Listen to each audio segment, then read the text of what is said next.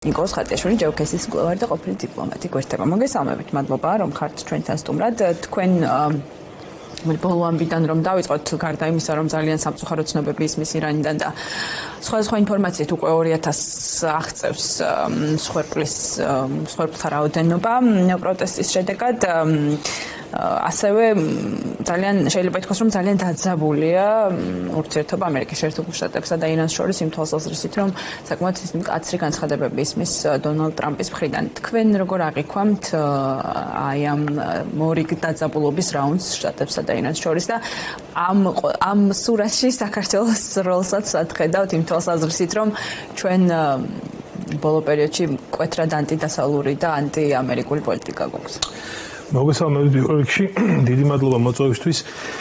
ზოგადად ეს წელი ძალიან დინამიურად და ძალიან საინტერესოდ დაიწყო საერთაშორისო ურთიერთობების მიმართულებით. ჩვენ ვნახეთ, თქვათ, იგივე ამერიკის ნაბიჯები. მოიწყო ბრუტალურად. ხო, ამას ალბათ ჩვენ უფრო მომდევნო თვეების განმავლობაში დავინახავთ რეალურად, იმიტომ რომ ესეთ მოკლე მონაკვეთში ამდენი მოვლენა საერთაშორისო ურთიერთობების სისტემაში,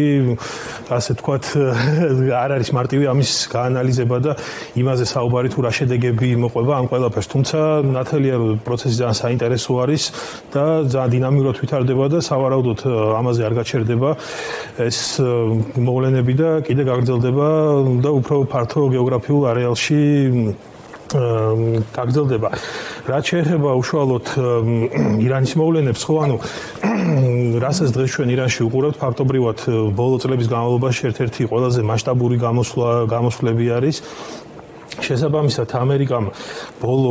ორი კვირის განმავლობაში დაანახა მსოფლიოს რომ თქვა წინა ადმინისტრაციების განსხვავებით იგივე თქვა ბაიდენის ადმინისტრაციის იგივე ობამას ადმინისტრაციის განსხვავებით როდესაც ისინი ასე თქვა შეზღუდულები იყვნენ საერთაშორისო სამართლის გარემოთ იგივე ობამას დროს როდესაც ამერიკის საგარეო პოლიტიკა მეტად ინსტიტუციურ რეალიზმზე იყო გადასული და ასე შემდეგ ხო ტრამპმა უფრო მოქმედებები უფრო ასე თქვა ხელშესახები მოქმედებები დაიწყო საერთაშორისო სისტემაში და შესაბამისად ამან უფრო ასე ვთქვათ ბევრი კითხვაც გააჩინა, თუმცა რაღაც კვანძების გახსნაც დაიწყო სხვადასხვა ქვეყნების მიმართულებით. ხო, ახლა ნამდვილად 1 წლის წინ ან 2 წლის წინ წარმოუდგენელი იქნებოდა, რომ ამერიკა თქვათ განახორციელებდა ასეთი ტიპის სპეცოპერაციას და მოახდინა მადუროს გატაცებას, ასე ვთქვათ, ამ ღონისძიების სახით. ასევე ძალიან მნიშვნელოვანი იყო რუსული ტანკერების ამერიკის საზღვაო ქვეითების მიერ რუსული ტანკერების ასე დაკავებაც და ამით ტრამპმა დაანახა მსოფლიოს რომ ვის მოქმედებს და ყველანაირად ის ცდილობს რომ მსოფლიოს დაანახოს რომ ის არ გავს წინა ადმინისტრაციებს და ის გადასულია მოქმედებებზე და შესაბამისად ჩვენ ვნახეთ ძალიან მკაცრი რიტორიკა ირანთან მიმართებით და ვფიქრობ რომ წესით ლოგიკურად მან უნდა გააგრძელოს ისევ მოქმედებები და ალბათ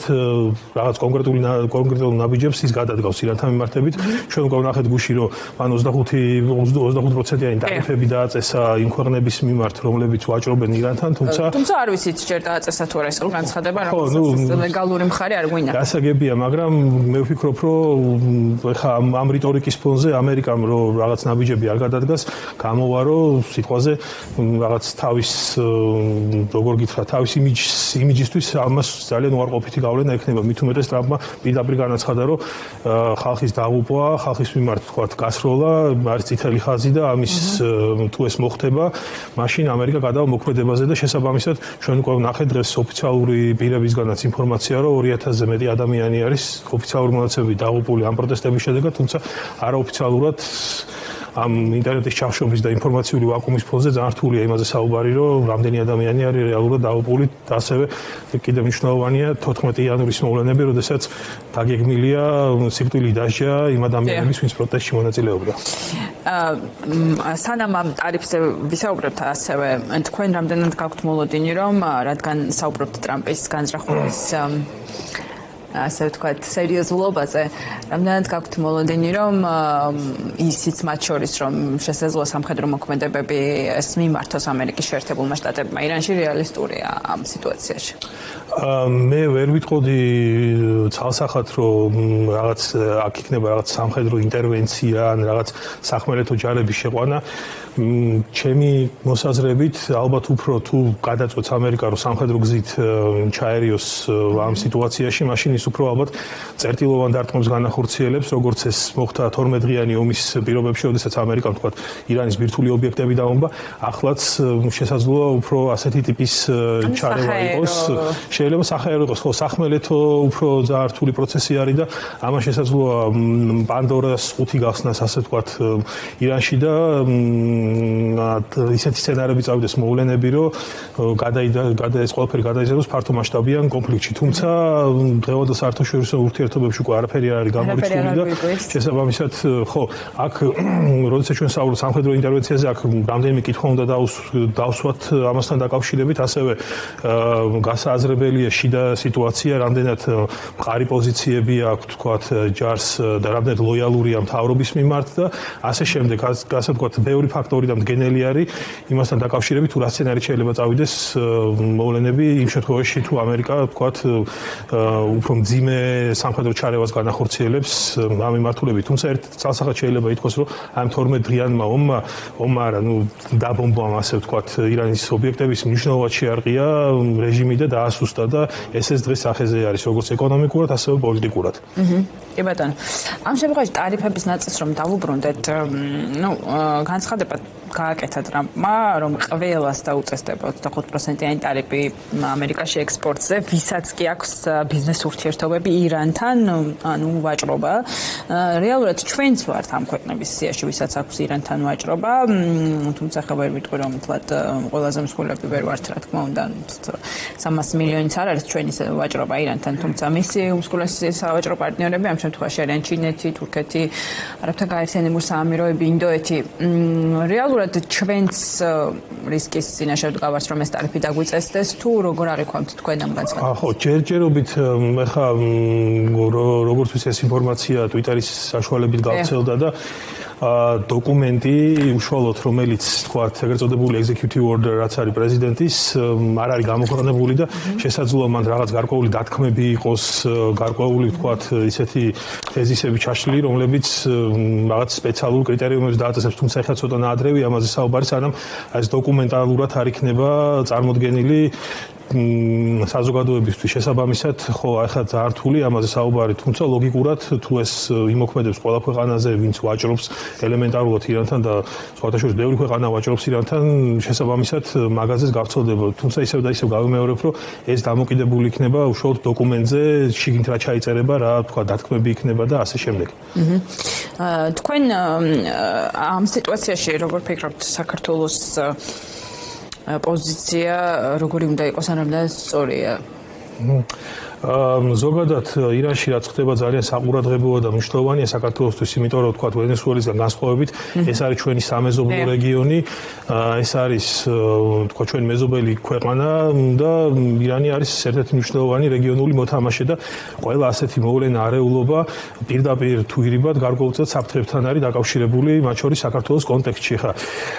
ისევ და ისევ ბევრი რამ დამოკიდებულია სცენარებზე, რა სცენარით განვითარდება მოვლენები ირანში, თუ ამას მოყვა სერიოზული ესკალაცია, მაშინ ჩვენს ესკალაცია შეირასკუს,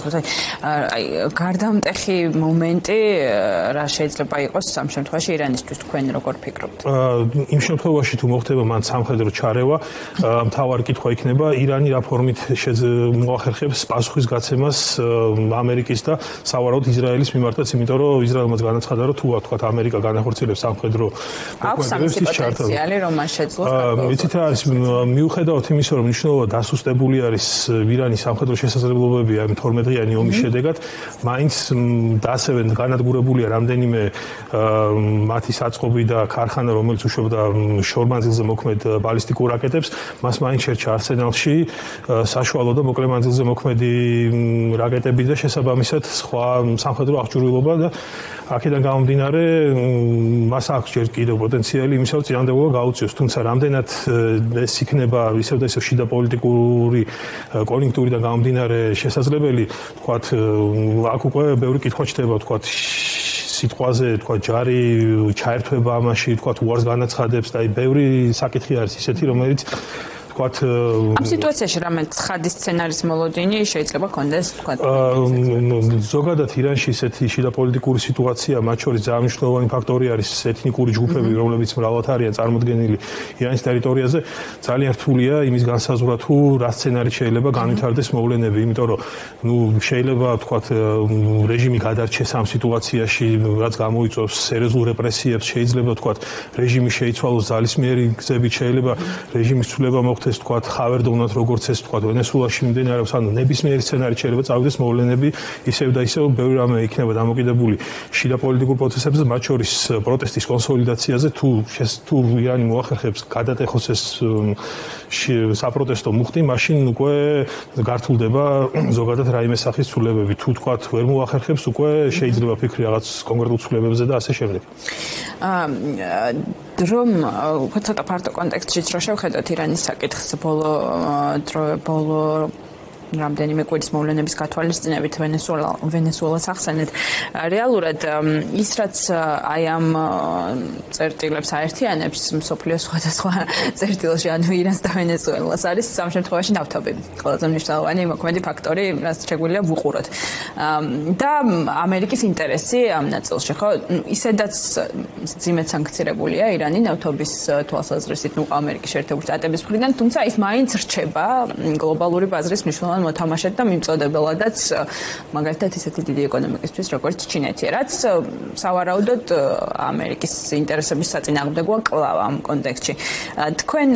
როგორ აღიქოთ ამერიკის ინტერესი რომ გავაერთიანოთ ვენესუელას და ირანის კონტექსტში ნავთობზე გავლით ტრამპის ადმინისტრაციის უფრო კონკრეტულად რა არის ამ შემთხვევაში რა არის მიღწევას ცდილობს ტრამპის ადმინისტრაცია იცით რა არის მე მხოლოდ ნავთობით არ შემოუფარგლებ იმიტომ რომ არ უნდა დაგვაუწყდეს რომ ვენესუელაც და ირანიც არიან რუსეთის ძლიერი მოკავშირეები. შესაბამისად ვენესუელაში ჩატარებულმა ამ ღონისძიებამ ხომ მნიშვნელოვნად დაასუსტა რუსეთის საყრდენი ლათინურ ამერიკაში. ასევე ირანში თუ განხორციელდება ცვლილებები ფაქტობრივად ახლო აღმოსავლეთში რუსეთის პოზიციები ძალიან შესუსტება. აქედან გამომდინარე რა თქმა უნდა ნავთობსაც თავის როლი გააჩნია, თუმცა ვენესუელის ასე ვთქვათ ვენესუელაში მომხდარი მოვლენებიდან გამომდინარე ამერიკამ ასე ვთქვათ ნაწილობრივ ეს ნავთობის პრობლემა გადაჭრა და შესაბამისად უკვე მან მიიღო ისეთი მომავალში მიიღებს ისეთი რაოდენობის მარაგს, რომ ის მნიშვნელოვან როლს ითამაშებს უშუალოდ ამერიკის ენერგოუსაფრთხოებაზე და შეამცირებს მის დამოკიდებულებას ახლო აღმოსავლეთის ნავთობზე. აქ თავარი მე უფრო ამ სიტუაციას სხვა თვალით შევხედავდი, უფრო რუსეთის კონტექსტში შევხედავდი, იმიტომ რომ აქ თავარი ასე ვთქვათ ეს ღერძი რასაც ეძახიან ხო ანუ რუსეთზე გადის და რუსეთის დასუსტების პროცესი უფრო მესახება თვალწინ ვიდრე თქვათ ეს ანუ ტრამპის მიზანი რუსეთის დასუსტება შესაძლოა ეგეც იყოს იმიტომ რომ შეხედეთ მან როგორ არის ტრამპმა თუ ეს არის მიზანი აქვე დავამატებ შეკითხვას თუ შეიძლება მაშინ უკრაინის კონტექსტში რატების გადაწყვეტილება შეიძლება ველოდოთ იმის გათვალისწინებით რომ მოლაპარაკებები შეიძლება ითქვას რომ ჩიხშია ბოლო პერიოდში მათ შორის უკრაინის კონტექსტით შეიძლება აქ იყოს დაკავშირებული პირველ რიგში რუსეთის ასეთი დასუსტება ხო ანუ ძალაუნებურად მოახდენს პუტინზე ზეწოლას და ის ალბათ ერთ-ერთი მიზანი შეიძლება ის იყოს რომ პუტინი დაждდეს მოლაპარაკების მაგიდაზე და გარკვეული დათმობები განახორციელოს. მეორე მომენტი არის ის რომ თქვათ ამერიკის ახალი საგარეო პოლიტიკიდან გამომდინარე, როდესაც ამერიკის ხელა სახელმწიფო მსოფლიო ლიდერი ცდილობს რომ თავის პოზიციები გაიმყაროს საერთაშორისო ურთიერთობების სისტემაში და ის ასე ვთქვათ გლობალურ კონკურენციაშია დიდ სახელმწიფოებთან პირველ რიგში ის ფოკუსირებას აკეთებს თავის რეგიონში რომ მისი გავლენები გაზარდოს უშუალოდ თავის რეგიონში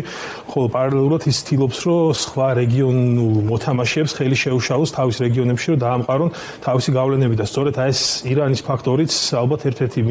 მიზეზი არის იმისა რომ ვთქვათ რუსეთმა დაასუსტოს თავის რუსეთის პოზიციები დაასუსტეს ახლო აღმოსავლეთის რეგიონში შესაბამისად ხო ეს ძალიან კომპლექსური საკითხი არის და ერთ-ერთი საკითხი რაც ახსენეთ უკრაინის საკითხი შეიძლება იყოს ერთ-ერთი მიზანი რაზეც ვთქვათ ტრამპი აპელირებს. და ბოლოს თუ თქვა დაუშვებთ რომ ეს რაც თქვენ მისაუბრეთ რომ ყველაფერი ემსახურება რუსეთის დასუსტებას რეგიონში და არა მხოლოდ რუსეთის მოდით შეხავთ სხვა დიდი მოთამაშეებიც ხო მოკლედ ამერიკის ინტერესების გაძლიერებას მოდი მაშინ ასე ვთქვათ რეგიონში მაშინ გამოდის რომ საქართველოს კიდევ უფრო მეტად წამგებიანი ხდება ანტიდასავლური რიტორიკა ამ სიტუაციაში რა თქმა უნდა წარმოვიდგინეთ ახლა თუ თქვათ ახლა რაღაც რამდენიმე სცენარი რო განვიხილოთ ხო სიტყვაზე თუ თქვათ წავიდა ირანში სიტუაციის ესკალაცია ხო ეს ირიბად ჩვენი რეგიონისთვისაც უშუალოდ თლიანად კავკასიის რეგიონისთვისაც საფრთხის შემცველი იქნება იმიტომ რომ ამ დროს რუსეთმა ყველა რო გადართული იქნება ირანში მიმდინარე მოვლენებზე რუსეთმა შეიძლება გარკვეული პროვოკაციები განახორციელოს კავკასიის რეგიონში იგივე თქვათ სომხეთშიც რომელზეც ჩვენ რამდენიმე დღის წინ იგივე სოლოვიოვის განცხადებები ვნახეთ სამხედრო ოპერაციასთან დაკავშირებით და ეს ქმნის რაღაც ხელსაყრელ გარემოს რომ თქვათ ჩვენმა მტერმა სახელმწიფოებმა გარკვეული საბოტაჟი ან რაღაც ძალის პროექცირება გააკეთონ ისეთი ფორმებით რომ ჩვენ დავზიანდეთ შესაბამისად ამ სიტუაციაში ჩვენი ურთიერთობები წლების განმავლობაში ჩვენთვის მთავარი უსაფრთხოების დასაყრდენი იყო დასავლეთი ამერიკის შეერთებული შტატები და ევროპა და დღეს როდესაც ჩვენ გვაქვს ასეთი ცუდი ურთიერთობები და დაძაბული ურთიერთობები დასავლეთთან ხო ანუ ეს მნიშვნელოვნად ამცირებს ჩვენს მედეგობას და ჩვენს რეზისტენტულობას ამ საფრთხეების მიმართ შესაბამისად რა თქმა უნდა ასეთი რიტორიკა და ასეთი ურთიერთობები დასავლეთთან მხოლოდ გვაზიანებს და მოწვევს ხდის ისეთი საფრთხეების იგივე არსებული და შესაძლო საფრთხეების წინაშე რაც დღეს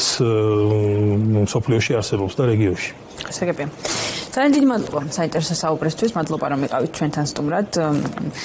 ნახოთ როგორ განვითარდება მოვლენები, ნებისმიერ შემთხვევაში კიდევ გელოდებით სტუდიაში დარწმუნებული რა აქტუალობა იქნება ამ თემას კიდევ გარკვეული პერიოდის განმავლობაში.